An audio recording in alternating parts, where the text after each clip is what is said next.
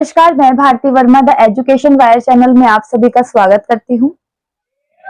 आज की जो हमारी वीडियो है, इसका जो विषय है, कक्षा है 5, बुक का नाम है रिमझिम और पाठ है फसलों का त्योहार। भारत जो है कृषि प्रधान देश है। यहाँ पर विभिन्न प्रांत हैं। विभिन्न प्रांतों के होने के कारण यहाँ अलग अलग प्रांत में फसलों को जब उगाया जाता है, उनको बोया जाता है, उगाई होती है, उनकी कटाई होती है, तो अलग अलग प्रांत में त्योहार मनाए जाते हैं और ये लेख उसी पर आधारित है। ठीक है। और हिंदी साहित्य, फिर से एक बार बता दें, हिंदी साहित्य जो हमारा हिंदी लिटरेचर है वो दो भागों में विभाजित है, गद्य साहित्य और काव्य। ठीक है। गद्य में आते हैं हमारे कहानी, उपन्यास, नाटक, लेख, संस्मरण, यात्रा वृतांत। ये सारी चीजें हमारी, जैसे जैसे आप आगे क्लासेस में जाते जाएंगे ये सारी चीजें आपको लगेंगी, ये विधाएं आपको समझ आएंगी। और जो दूसरा है हमारा काव्य, काव्य में कविताएं आती हैं, गीत आती हैं, गजलें आती हैं, दोहे आते हैं, छंद आते हैं, सवैये आते हैं, कविता आते हैं। ये सारी चीजें हमारे काव्य में आती हैं। तो आज हम बात करने वाले हैं लेख, जो हिंदी साहित्य की विधा है, गद्य खंड में लेख, इस विधा पे बात करेंगे। इसका जो विषय है फसलों के त्योहार। ठीक है। इस लेख को, इसका पाठ करते हैं और इसकी बीच बीच में व्याख्या करते जाएंगे। सारा दिन बोरसी के आगे बैठकर हाथ तापते हुए गुजर जाता है। कहाँ तो खिचड़ी के समय धूप में गर्माहट की शुरुआत होनी चाहिए और यहाँ हम सूरज के इंतजार में आस लगाए बैठे हुए हैं। मतलब वो कह रहे हैं कि ये सर्दी का मौसम है, खिचड़ी का त्योहार। खिचड़ी का त्योहार कब मनाते हैं? 14-15 जनवरी को यूपी में, बिहार में, मध्य प्रदेश में, झारखंड में, यहाँ पर खिचड़ी देने का, दान देने का त्योहार होता है। तो अभी मौसम बाहर का जो ऐसा बताया गया है कि वो धूप के इंतजार में बैठे हैं। सर्दी बहुत हद तक तो निकल गई होती है, मगर फिर भी ठंड उस टाइम काफी होती है जनवरी के समय में। तो सूरज के इंतजार में आस लगाए बैठे हुए हैं। पूरे 10 दिन हो गए, सूरज लापता है। मतलब पिछले 10 दिन से धूप नहीं निकली है। आज सुबह तो रजाई से निकलने की हिम्मत नहीं हो रही थी। मतलब इतनी कड़ाके की ठंड थी कि रजाई से निकलने का मन नहीं कर रहा था। बाहर देखने से तो समय का अंदाजा बिल्कुल नहीं हो रहा, लेकिन घर में हो रही चहल पहल अब पता चल रही है। बाहर जब मौसम देखते हैं तो पता चलता है ना कि सुबह हो रही है, दोपहर हो रही है, ये शाम है या रात है, मगर बाहर का मौसम इस तरीके का बताया जा रहा है कि अंदाजा नहीं हो रहा है, बदली छाई हुई है या ठंड के जो बादल होते हैं वो चीज है, कोहरा है, पाला पड़ रहा है। पता नहीं चल रहा कि सुबह का मौसम है या शाम का। मगर घर में जो चहल पहल हो रही है, सुबह के जो काम होते हैं उनसे पता चल रहा है। रह रहकर कानों में कभी चापाकल के चलने और पानी के गिरने की आवाज, तो कभी किसी के हाक लगाने की आवाज आ रही थी। जा भाग के देख केरा के पत्ता आइल के ना। इससे पता चलता है यहाँ पर बीच बीच में उनकी जो मदर टंग है, मातृभाषा जो है उनकी, लोकल लैंग्वेज जिसे कहते हैं, उसको बीच बीच में दिया गया है। बिहार की बात कर रहे हैं वो इस लेख में। जा भाग के देख, मतलब किसी बच्चे को कहा जा रहा है, जा भाग के देख केरा के पत्ता आइल की ना, मतलब केले के पत्ते अभी आए कि नहीं आए। आज ये लोग के उठे के नहीं, नहीं खे का, मतलब ये लोग आज उठेंगे या नहीं। बोल जल्दी तैयार हो खस, मतलब बोलो जल्दी उठें और उठकर तैयार हो जाएं। अब तो उठने में ही भलाई है। मतलब जो ये बात कौन कह रहा है? घर की बुजुर्ग दादी, कि ये उठेंगे या नहीं। बच्चा कह रहा है अब तो उठने में ही भलाई है। नहा धोकर हम सभी एक कमरे में इकट्ठा हुए। दादा और चाचा ने क्या सफेद चकाचक मार लगी धोती और कुर्ता पहना हुआ है।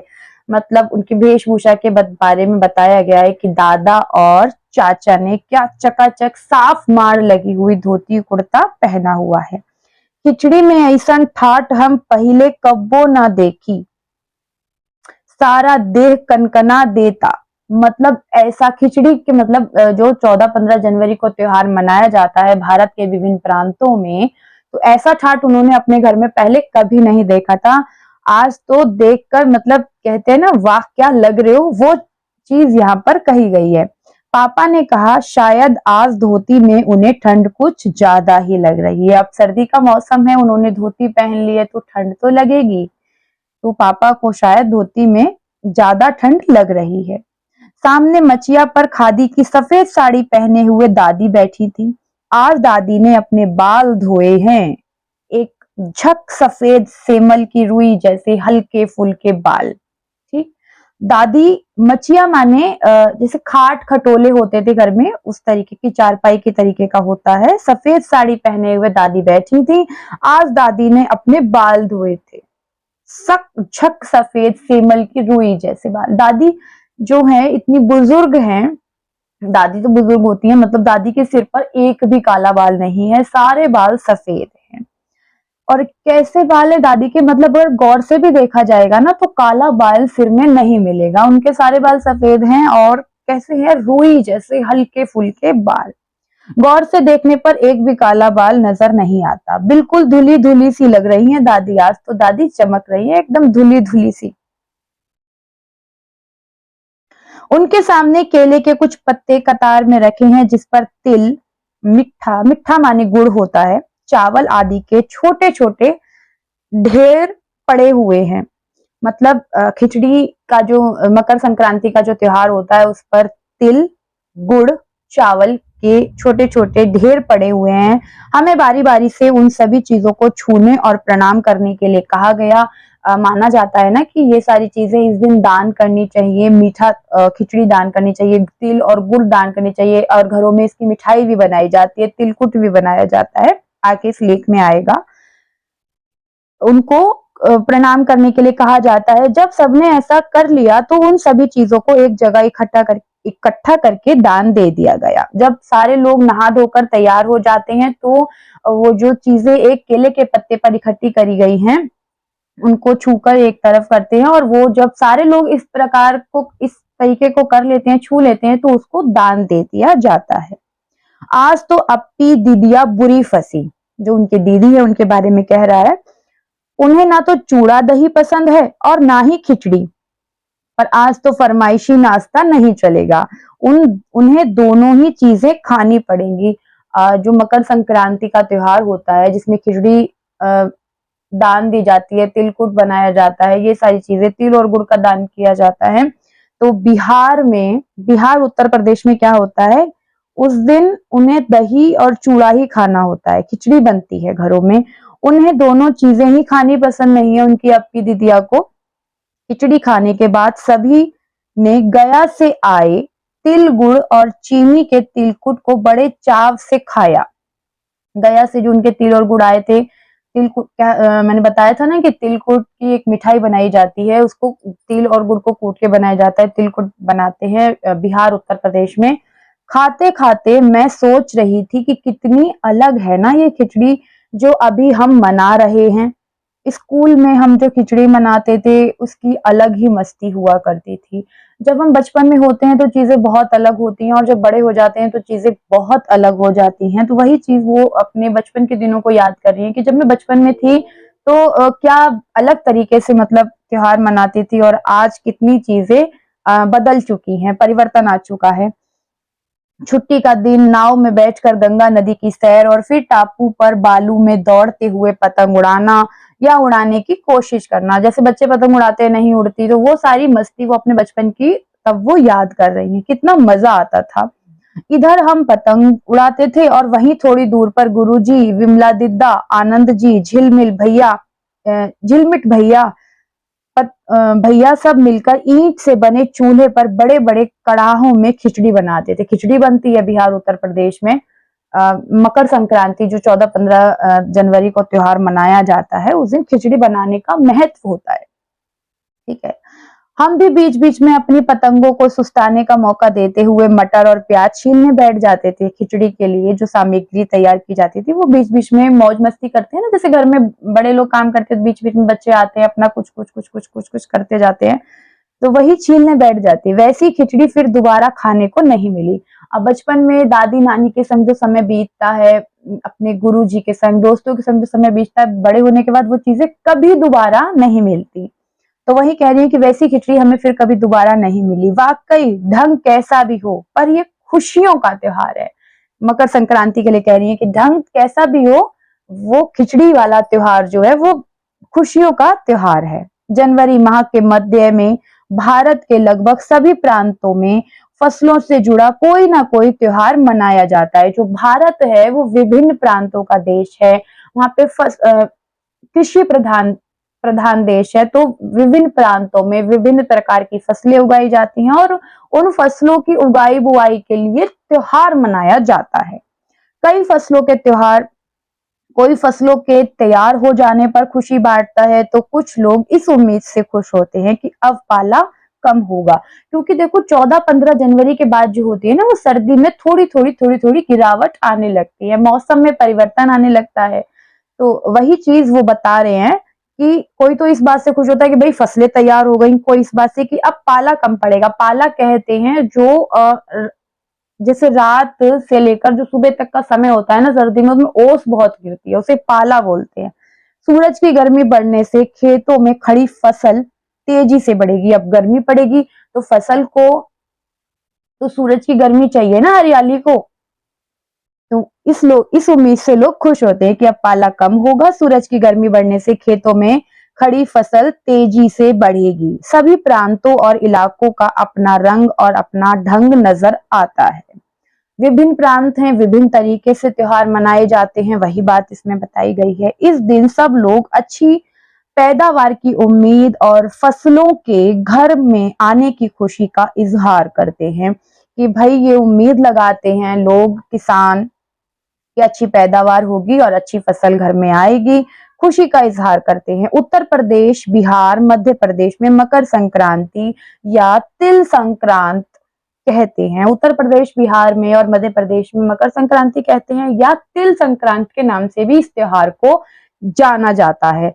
असम में बिहू कहते हैं, केरल में ओणम कहते हैं, तमिलनाडु में पोंगल और पंजाब में लोहड़ी, झारखंड में सरहुल, गुजरात में पतंग का पर्व सभी खेती और फसलों से जुड़े त्योहार हैं। जो जो हमने इसमें त्योहार बताए हैं, जैसे पंजाब में लोहड़ी कहते हैं, तमिलनाडु में पोंगल, झारखंड में सरहुल, केरल में ओणम, ये सारे जो त्योहार हैं वो फसलों से जुड़े हुए त्योहार हैं। भारत विभिन्न प्रांतों का देश है और विभिन्न प्रांतों में इनके अलग अलग नाम इसमें बताए गए हैं। और ये जो त्योहार मनाए जाते हैं ये सभी फसलों से जुड़े हुए त्योहार हैं। इन्हें जनवरी से मध्य अप्रैल तक अलग अलग समय में मनाया जाता है। जनवरी से लेकर अप्रैल के मध्य तक अलग, ये जो 3-3.5-3 महीने का जो समय है, जनवरी से लेकर अप्रैल तक अलग अलग समय मनाया जाता है भारत के विभिन्न प्रांतों में।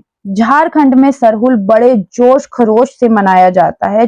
4 दिन तक इसका जश्न चलता रहता है। जैसे मकर संक्रांति हमारे यहाँ 14 या 15 में मनाई जाती है, तो झारखंड में ये सरहुल जो मनाया जाता है वो 4 दिन तक त्योहार मनाया जाता है। अलग अलग जनजातियां इसे अलग अलग समय में मनाती हैं। संथाल लोग फरवरी मार्च में, तो ओरांव लोग इसे मार्च अप्रैल में मनाते हैं। आदिवासी आमतौर पर प्रकृति की पूजा करते हैं। झारखंड में जो सरहुल है वो वहां पे आदिवासी लोगों की ना मतलब अधिकता है।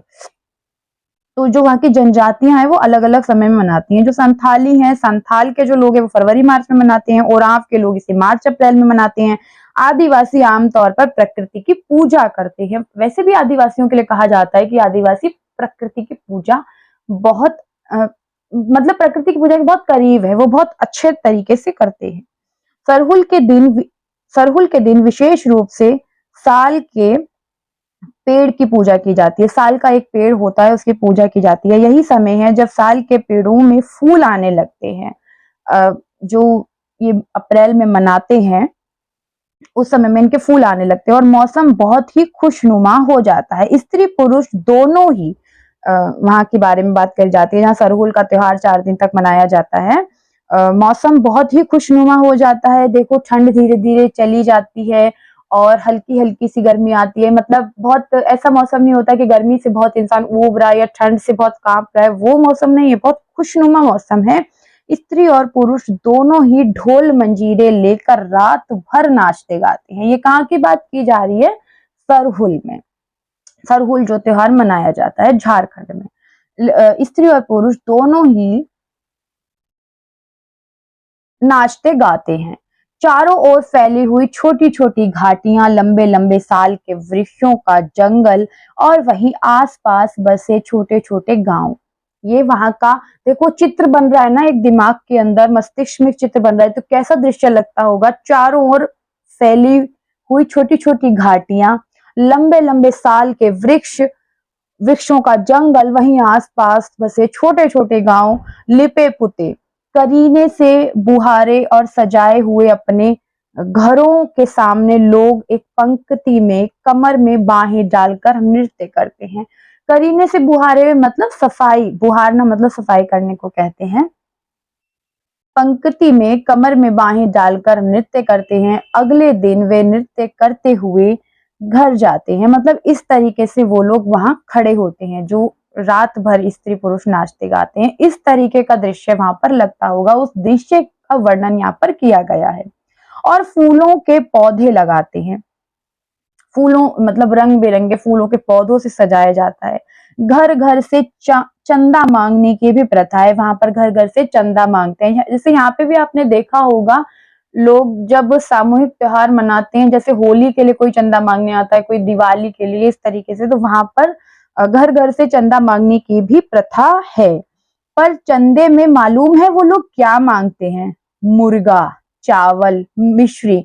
ऐसा नहीं है कि वहां पे पैसा मांगते हैं। अगर जरूरी नहीं है कि हर किसी की देने की क्षमता हो या ना हो, तो वहां पर वो लोग मुर्गा, चावल, मिश्री, जो उनकी घरों में चीजें उपलब्ध होती हैं, वो चीजें वो लोग मांगते हैं चंदे में।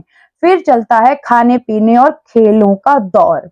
4 दिन तक वो इस तरीके से त्योहार मनाते हैं। तीसरे दिन जाकर पूजा होती है, जिसके बाद पूजा कौन से दिन होती है? तीसरे दिन जाकर पूजा होती है, जिसके बाद लोग अपने कानों में सरई के फूल पहनते हैं। वहां आदिवासी जो लोग होते हैं ना, वो प्रकृति की पूजा करते हैं, प्रकृति पे ही 90% डिपेंड होते हैं वो लोग। उनके पास ये मानव निर्मित चीजें या धातुओं की चीजें वो उतनी यूज नहीं करते। वो कानों में सरई के फूल पहनते हैं। जिस समय का ये लेख में वर्णन है, ये तब की बात है। इसी दिन से वसंत ऋतु की शुरुआत मानी जाती है। वसंत आता है, बहार आती है, कहते हैं ना, इसी दिन से वसंत ऋतु की शुरुआत मानी जाती है। धान की भी पूजा होती है। धान अनाज की पूजा होती है। पूजा किया हुआ आशीर्वादी धान अगली फसल में बोया जाता है। मतलब वो मानते हैं कि भाई जिस धान की हमने पूजा करी है, अगर हम इससे नई फसल को बोएंगे तो वो फसल और अच्छी होगी, अच्छी पैदावार होगी, घर में खुशियों का माहौल रहेगा। ठीक है। आशीर्वादी धान से अगली फसल में बोया जाता है। पूजा किया हुआ आशीर्वादी धान अगली फसल में बोया जाता है।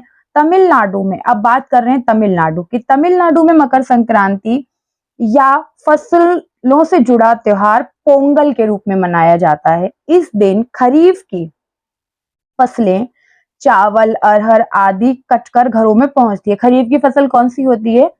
चावल, अरहर आदि कटकर घरों में पहुंचाई जाती है। लोग नए धान कूट कर चावल निकालते हैं। धान से चावल बनता है। ठीक है।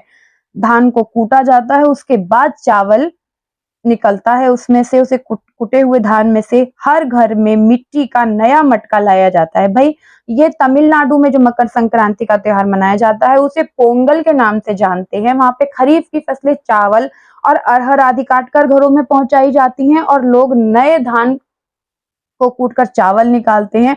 और वहां पर एक प्रथा है, हर घर में मिट्टी का नया मटका लाया जाता है, जिसमें नए चावल, दूध और गुड़ डालकर उसे पकाने के लिए धूप में रख देते हैं।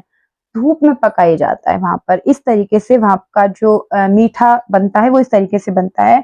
हल्दी शुभ मानी जाती है, इसलिए साबुत हल्दी को मटके के मुंह के चारों ओर बांध देते हैं। देखो इसमें एक चीज और है, जितनी भी चीजों का प्रयोग किया जा रहा है वो सारी प्रकृति से ली हुई हैं, और बर्तन भी मिट्टी का है, वो भी प्राकृतिक है, ऐसा आर्टिफिशियल नहीं है जिसमें हम लोग खाना बनाते हैं। हल्दी जो एंटीबायोटिक भी होती है उस उन सारी चीजों का, और हमारे शरीर के बहुत सारे रोगों को खत्म करती है, वो सारी देखो प्रकृति से कितने जुड़ी हुई है। हल्दी का इस्तेमाल किया जाता है। साबुत हल्दी को मटके के मुंह के चारों ओर बांध देते हैं। यह मटका दिन में 10:30 12 बजे तक, 10:30 से 12 बजे तक धूप में रखा जाता है। मतलब जो सर्दियों में जो सुबह की जो धूप होती है उस समय में 10:30 से 12 बजे तक धूप में रखा जाता है। जैसे ही दूध में उफान आता है, मतलब प्रकृति में उबला हुआ दूध जब उबलता है और दूध चावल मटके से बाहर गिरने लगता है, तो पोंगला पोंगल पोंगला पोंगल खिचड़ी में उफान आया के स्वर सुनाई देते हैं। इसका अर्थ है पोंगला पोंगल, पोंगला पोंगल का अर्थ है खिचड़ी में उफान आया, मतलब हमारी खिचड़ी पक रही है। दूसरी ओर ये इससे पहले हमने झारखंड के सरहुल की बात करी थी कि वहां पर कैसे मनाते हैं, फिर यहाँ पे तमिलनाडु की बात करी, और हम दूसरा किसकी बात कर रहे हैं, गुजरात में पतंगों के बिना तो मकर संक्रांति का जश्न ही अधूरा माना जाता है। भाई वहां पर तो बहुत हर्षोल्लास से पतंगे उड़ाई जाती हैं, हर घर से पतंगे उड़ाई जाती हैं, जश्न ही अधूरा माना जाएगा। इस दिन आसमान की ओर यदि नजर उठाएं तो शायद हर आकार और हर रंग की पतंगे आकाश में लहराती हुई मिलेंगी।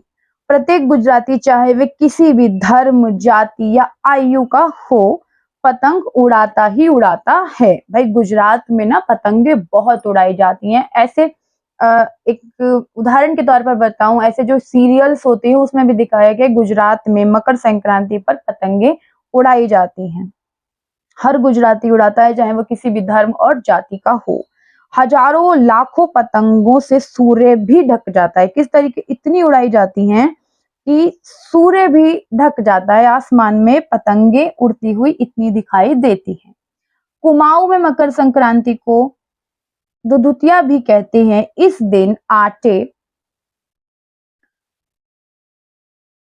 और गुड़ को गूंथ कर पकवान बनाए जाते हैं। आटे और गुड़ को गूंथ कर पकवान बनाए जाते हैं। इन पकवानों को तरह तरह के आकार दिए जाते हैं, जैसे डमरू। आटे और गुड़ को गूंथ कर जो वहां पे पकवान बनाते हैं कुमाऊं के अंदर, तो उनको कैसे बनाते हैं, मतलब कैसी आकृतियां देते हैं। कोई डमरू बना रहा है, तलवार, दाड़िम का फूल आदि, मतलब वहां का एक फूल होता है उसको दाड़िम बोलते हैं, वैसे फूल बनाता है आदि। इस मतलब विभिन्न विभिन्न आकृतियां बनाई जाती हैं। पकवान को तलने के बाद एक माला में पिरोया जाता है। ये वहां की त्योहारों की जो संस्कृति है उसके बारे में बता रहे हैं। पिरोया जाता है, माला के बीच में संतरा और गन्ने की गंडेरी पिरोई जाती है। गन्ने की गंडेरी कहते हैं, जैसे गन्ना पूरा होता है ना, उसे काट कर जो छोटे छोटे पीस करे जाते हैं, टुकड़े जो होते हैं उसे गंडेरी बोलते हैं, पिरोई जाती है। यह काम बच्चे बहुत रुचि से करते हैं। भाई घर में बच्चे होते हैं ना, उनको ऐसे काम दे दो वो बहुत खुशी से करते हैं कि अच्छा हमें भी इन चीजों में शामिल किया जा रहा है। यह काम बहुत बच्चे बड़े रुचि से करते हैं और उत्साह के साथ करते हैं। सुबह बच्चों को माला दी जाती है। बहुत ठंड के कारण पक्षी पहाड़ों से चले जाते हैं, मतलब जब बहुत ज्यादा सर्दी होती है तो पक्षी अपना स्थान परिवर्तन कर लेते हैं। वो ऐसे मौसम में जाते हैं जहां वो अपने जीवन ऐसे तापमान में रह सके और उनका जीवन चल सके। बहुत ठंड होती है तो पक्षी पहाड़ों से चले जाते हैं उन्हें, क्योंकि कुमाऊं की बात हो रही है। उन्हें बुलाने के लिए बच्चे इस माला से पकवान तोड़ तोड़ कर पक्षियों को खिलाते हैं। अब ये जो माला बनाई जा रही है इसमें डमरू और तलवार, जो गुड़ और आटे से बने हुए पकवान हैं, जिसमें संतरे, बीच में संतरा और गन्ने की गंडेरी पिरोई जाती है। बच्चे किसके लिए इस्तेमाल कर रहे हैं, बच्चे इस माला से पकवान तोड़ तोड़ कर पक्षियों को खिलाते हैं और गाते हैं, कोआ आओ दूधुत आओ ले कोआ बड़ो, मक दे जा सोने का घड़ो, खा ले पूरी, माँ के दे जा सोने की छुरी। इसके साथ ही ये वहाँ की लोकल लैंग्वेज है, वहाँ की भाषा है। इसके साथ ही जिस चीज की कामना हो वह मांगते हैं। और माना जाता है कि आपने जो पक्षियों को ये अन्न जो बनाया है, आपने पकवान जो बनाया है वो खिला रहे हो, और इसके साथ जो आपकी मनोकामना है उसे अगर आप बोलते हो तो वो आपकी पूरी हो जाएगी। इसके साथ ही जिस चीज की कामना हो वह मांगते हैं। है ना कितने अलग अलग अंदाज मकर संक्रांति को मनाने के। भाई बिल्कुल सही बात है, बहुत अलग अलग ढंग से विभिन्न प्रांतों में मकर संक्रांति का त्योहार मनाया जाता है। कहीं दूध, चावल और गुड़ की खीर बनती है, तो कोई 5 प्रकार के नए अनाज की खिचड़ी बनाता है। कहीं-कहीं लोगों का सैलाब नदी में स्नान के लिए उमड़ पड़ता है। हाँ, ये भी माना जाता है कि मकर संक्रांति के दिन बहुत सारे लोग स्नान के लिए जाते हैं। अ, उमड़ पड़ता है। लोग ठंड से ठिठुरते रहेंगे, पर बर्फीले पानी में कम से कम 1 डुबकी तो ज़रूर लगाएँगे, क्योंकि ऐसी संस्कृति, ऐसी कामना, ये त्योहार मनाने के सबके अपने-अपने ढंग हैं, और कितने विभिन्न भी हैं और कितने सुंदर भी हैं। हाल ये होता है कि इन जगहों पर तिल रखने की भी जगह नहीं होती, मतलब जहाँ लोग डुबकी लगाने के लिए जाते हैं, वहाँ पे पैर रखना तो छोड़ो, तिल रखने की भी जगह नहीं होती। तिल से याद आया, मकर संक्रांति के दिन पानी में तिल डालकर स्नान करना, तिल का दान करना, आग में तिल डालना, तिल के पकवान बनाना विशेष महत्व रखता है। आपने अपने घरों में भी देखा होगा अपनी माताओं को, दादियों को, कि उस दिन तिल और गुड़ की मिठाई बनती है, तिल का दान किया जाता है, तिल के पकवान बनाए जाते हैं, तिलकुट बनाया जाता है, और ये सब करने का अपना विशेष महत्व है। तुम्हारे घर या इलाके में इस त्योहार को कैसे मनाया जाता है?